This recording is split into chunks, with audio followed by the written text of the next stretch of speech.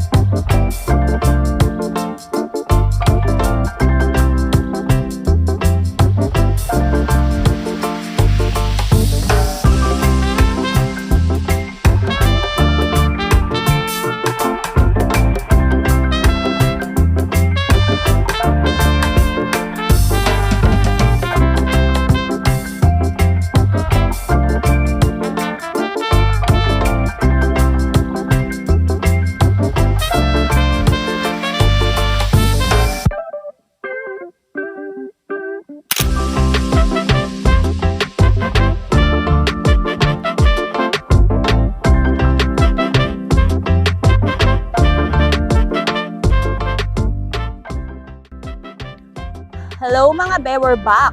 Ayan. So, Umakit kami ng 462 462 steps.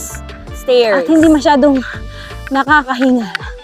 Tingnan nyo naman yung itsura namin, guys. So, andito tayo sa Geodetic Center of the Philippines. 7,641 islands. Yan. Ito yung pinaka-center ng pinaka-center ng Philippines. 7,641. Yan. At Station Balanacan. Dito yan sa Balanacan, sa Marinduque. Yes. Mogpog, Ito yung- Marinduque. Mother of, sabi ay, all survey monuments. Pinaka-mohon. Ito yung mother ng mga mohon. Ah, okay. So, ito yan. Nasa pinaka-center Ito tayo yun. ng Philippines. Ito yung hearts. So, napaka-unique ng Marinduque, no? Kasi bukod sa heart shape siya, Yes. siya ay center of the Philippines din. Yes, Kaya nasa naging heart gitna. of, heart shape Talagang siya. tamang-tama. Ang ganda. O yan Ito mga makikita be. na sa harapan. Ayan, pakita natin to.